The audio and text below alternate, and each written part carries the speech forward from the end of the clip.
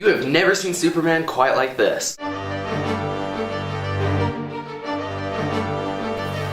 So welcome to another episode of How Good Is Blank Video Game. And today we'll be reviewing Injustice: Gods Among Us. NetherRealm Studios is the creator of Mortal Kombat. In fact, I didn't even know they made other games than Mortal Kombat. Most people just thought Mortal Kombat was made by Mortal Kombat. I didn't know they actually had another studio name. In fact, I researched into it. I think that NetherRealm Studio was actually created just so they could make this Injustice game, which leads us to the question of how good is it? It's off to a good start considering they changed an entire company's name just to accommodate a single game. I think that is like freaking awesome. First, although I don't want to talk about gameplay too much, I can't shy away from the fact that I have to say this game is freaking awesome. It is the best fighting game I think I've ever played, and this game was created well. It is not just another Mortal Kombat game with superhero skins put onto it. It is a game that is entirely composed differently than Mortal Kombat. It still has that Mortal Kombat-esque to it, where you're like fighting and you're throwing in the combos, and it doesn't have the Street Fighter combos where you have to do something fancy with the joystick. It's got the things you memorize, which I think is a lot more fun. Maybe that's just me, I'm kind of a Mortal Kombat fanatic, but this game is awesome. It is totally different from a lot of the Mortal Kombat games, and it plays in such a smooth formation that there's a learning curve to this game, which is what all fighting games should have, but they've been shying away from in the past.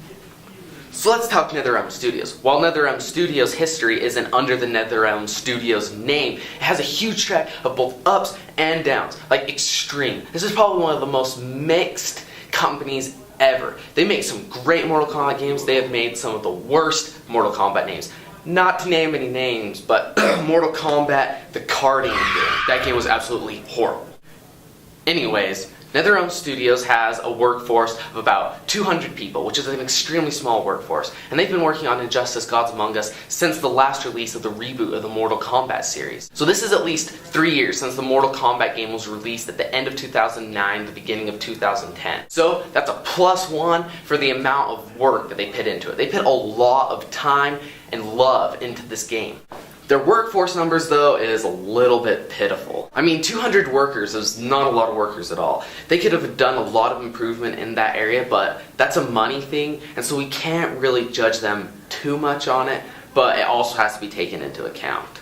So anyway, this brings us to the next point, which is that if you have not very many workers on your force, what happens? You lose a bit of polish, which brings me to the next section, which is the graphics of this new game. I'm gonna have to think like that this was created by two separate people, because the gameplay, it seems like the graphics are freaking amazing, and the transition from just the menu screen into the gameplay fight, how it just, there's letters, just big A letters up on the screen, and then they just dissolve, and then you're in that same focal point that you were before, but you have the characters on the screen, and now you're fighting. And that is freaking awesome. And the graphics during gameplay are brilliant. You feel like you're the real superheroes, and like they are really taking damage, and things are going down.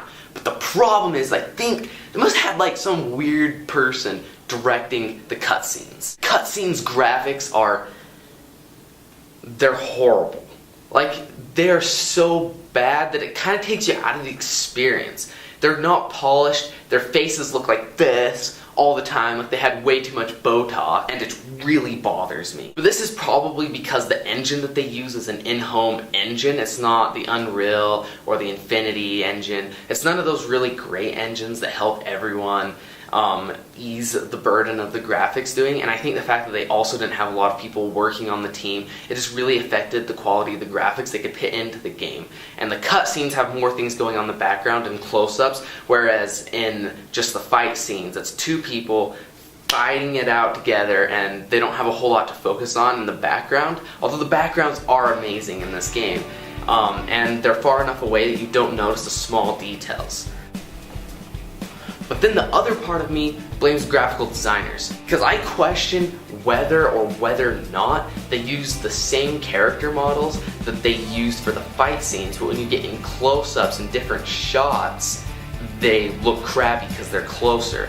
And I think that actually might be the other reason to that. So we had some interviewers ask NetherRealms about it, but they didn't respond, so I guess it's just up to us to speculate. So anyway, I feel split between whether these are good graphics or bad graphics. Now towards how it feels when you're playing it, the frame rate is extremely high in Injustice. The simplicity of the game is nice. You can flow through combos very well, but then it becomes more complex as you play more and you're able to string combos together, which will help you become a better player in Injustice. But you can also just pick it up and play. So that is a huge benefit to this game. I could also tell that there was a lot of work put into this to make it just not another Mortal Kombat clone, such as the interactable environments behind you. You can pick up grenades, oil tanks, all sorts of things that'll help you really make the game its own. There's also a perfect distinction between each of the individual characters. None of the characters feels like a clone of the other character with maybe an extra power. The last thing I want to talk about is the sound. The sound of this game was amazing. It was brutal, it sounded crisp and clean, everything about this was perfect. But that does come from its Mortal Kombat roots, which is also known for having great sound. And the soundtrack to this game was obviously well done, and they had some great composers work on it. So I'm giving the sound a 10. So in the end, I'm giving Injustice Gods Among Us a 9 out of 10 for the credibility of developers, the amazing sound, the individuality, and the originality of this game. I probably would have even given this game a 10, except for the poor graphics, which really kind of took me out of the game. Hey, so thanks for watching, and tune back in later for more tech reviews here on X Game Tech Reviews.